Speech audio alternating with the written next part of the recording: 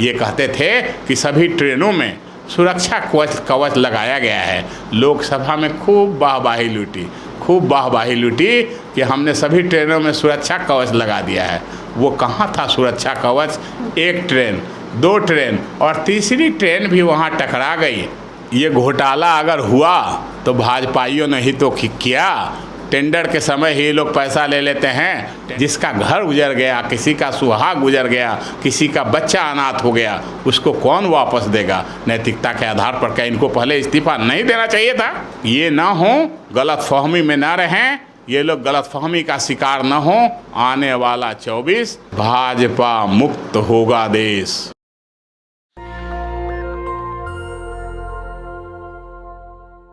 नमस्कार, मैं ज्योति और आप देख रहे हैं नेशनल दस्तक। गुजरात की मोरबी घटना, फिर उसके बाद उड़ीसा के बालासोर और अब बिहार में जिस प्रकार से घटना हुई, तमाम बवाल हो रहा है। लेकिन सवाल यह है कि अभी जो घटना हुई थी जिसमें उड़ीसा में 288 लोग की मृत्यु हो गई, हालांकि बताया जा रहा है कि 10 लाख जो इनाम राशि के तौर पे दिया जा रहा है और बता रहे हैं कि ये राशि क्या परिवार को वापस ला सकती है, ये एक बड़ा सवाल है। लेकिन बिहार में जैसे ही घटना होती है, यहाँ एक तरफ उड़ीसा का जिम्मेदार लेने को कोई नहीं है, लेकिन बिहार में 1700 करोड़ का घोटाला कहकर नीतीश कुमार पर उसका ठीकरा फोड़ा जा रहा है। इस वक्त मेरे साथ जेडीयू के प्रदेश अध्यक्ष शैलेंद्र जी, जिनको आपने पहले भी देखा था कि किस प्रकार बेधड़क बोला था, एक बार मैं फिर से यही उम्मीद करती हूँ, क्योंकि बिहार में जो घटना हुई, कह रहे हैं 1700 करोड़ का घोटाला किया है। घोटाला उसको कहते हैं जो पैसे का गबन हो। वहाँ किसी पैसे का गबन नहीं हुआ। मैं आपको नेशनल चैनल के माध्यम से, नेशनल दस्तक के माध्यम से मैं बता दूं कि वो जब पुल का निर्माण कार्य शुरू हुआ था, उस समय भाजपा की सरकार हमारे साथ थी और भाजपा के ही मंत्री उस समय कार्यरत थे। ये संयोग है कि पुल का कुछ हिस्सा अभी गिर गया। मैं जानना चाहता हूँ उन लोगों से जो शोर मचा रहे हैं, तालियां बजा रहे हैं कि नीतीश कुमार और तेजस्वी यादव त्याग पत्र दे दें। पहले ये तो बता दें कि दोष क्या है, जहाँ 350 पूरे बिहार में 350 बड़े बड़े पुलों का, महापुलों का, पटना में ब्रिजों का, फ्लाईओवर का जाल बिछा दिया नीतीश कुमार जी ने। तब तो किसी ने ताली नहीं बजाई, किसी ने नहीं कहा कि बहुत अच्छा काम किया नीतीश कुमार ने। पुलिया तो न जाने कितने बनाए होंगे, पुल बनाए 300 से ऊपर, पुलिया, फ्लाईओवर 300 से ऊपर, पुलिया न जाने कितने, लेकिन किसी ने शाबाशी नहीं दी। और एक पुल का छोटा सा हिस्सा गिर गया तो ये लोग कह रहे हैं कि गबन हुआ। गबन कहाँ हुआ? कौन खा लिया? भाई, आपके पास तो ईडी है, सीबीआई है, जांच करवा लीजिए। आप लोग त्याग पत्र मांग रहे हैं इतने मजबूती से, लेकिन आप कभी भी नहीं कह रहे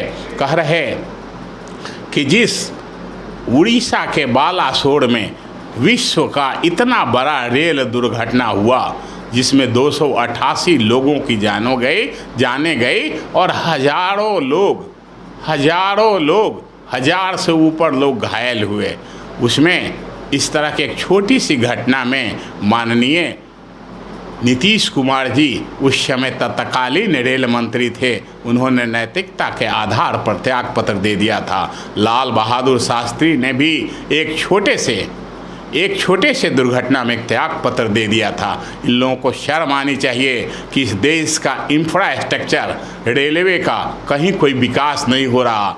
70 साल पहले जो सरकार यहाँ की लाइनें बिछाई थी, उसी पर ये लोग सभी ट्रेनें चलाने चाहते हैं। उसी पर ये लोग जितनी ट्रेनें हैं, बुलेट ट्रेन तक चलाना चाहते हैं। मैं जनता से और इनसे जो अभी सरकार में हैं, उनसे जानना चाहता हूं कि क्या आप बताएंगे कि 70 साल पुराने ट्रैक पे, जिस पे अभी जो ट्रेन एक्सीडेंट हुआ, जो कलकत्ता से जा रही थी वहाँ, उस ट्रेन कोरोमंडल एक्सप्रेस का अगर स्पीड नहीं सह सका, ये कहते थे कि सभी ट्रेनों में सुरक्षा कवच लगाया गया है।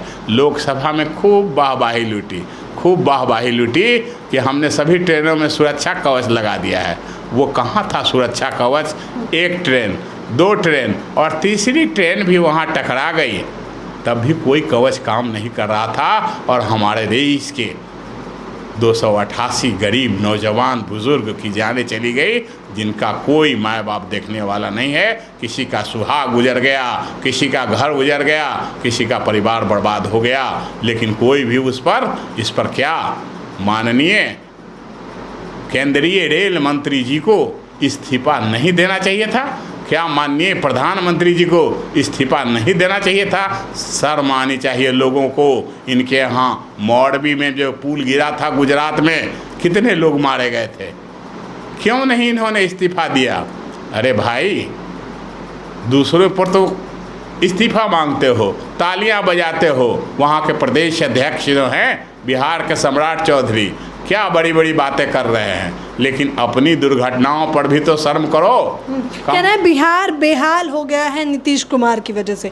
बिहार बेहाल है, जिस प्रकार से नई खबरें आती हैं, कुछ लोग शराब पी के मर रहे हैं, कुछ लोग जहरीली शराब, और ये 1700 करोड़ का घोटाला कहना है छुपाए नहीं छुपेगा।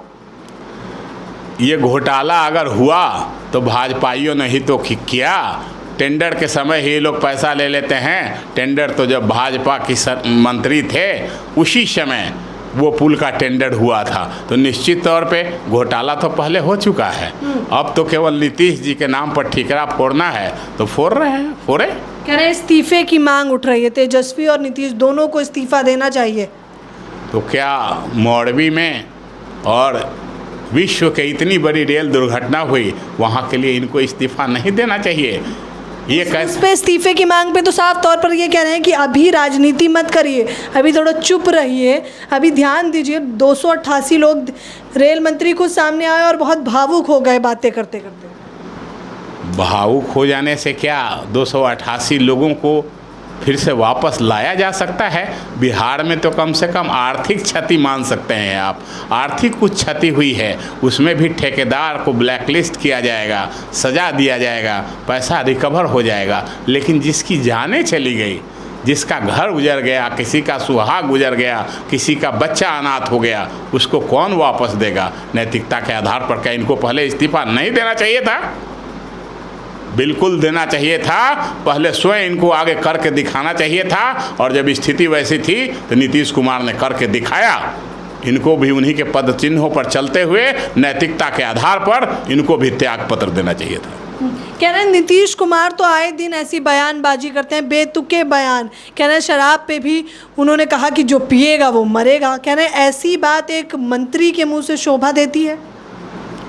निश्चित तौर पे कोई भी मनुष्य, मानवता तो यही कहेगा कि कोई अगर जहर खाएगा तो मरेगा। निश्चित तौर पे शराब एक जहर है। शराब के नशे के बाद लोग नैतिक, आर्थिक, सामाजिक सभी तरह से पतन हो जाता है और अपने घर में बच्चों, पत्नियों के ऊपर घोर अत्याचार करता है। इतने पाबंदी के बाद भी अगर लोग नहीं मान रहे तो निश्चित तौर पे इतने मना करने के बाद पॉइजन, शराब जो पॉइजन बन रहा है उसको अगर पिएगा तो निश्चित तौर पे घटनाएं तो होगी ही। और इसमें जिम्मेदार भी भाजपा के ही लोग हैं। वो लोग जितने भी पूरे बिहार में इस तरह का शराब बिक्री हो रहा है अवैध तरीके से, जितने भी जहर का ये हो रहा है, उसमें उन्हीं लोगों का हाथ है मुख्य रूप से। अच्छा, जो आपको लग रहा है कि उन्हीं लोगों का हाथ है, अभी तो गठबंधन की सरकार थी, अचानक साइड हो गए हैं तो पूरा ठीकरा फोड़ देंगे। गठबंधन थी तब तो इनके समय में भी, इन्हीं के समय में टेंडर हुआ था। पुल इनके समय में ही 1700 करोड़ का टेंडर हुआ था, तो उस समय तो कहीं कोई दिक्कत नहीं थी। अब छोटी सी बात हो गई तो आप देख ही रहे हैं, आप देख ही रहे हैं। अब इनको त्याग लग रहा है ये पुल का हिसाब 24 में तो नहीं चुकाना पड़ेगा आपको? पुल का हिसाब किसी सरकारों को नहीं चुकाना पड़ेगा।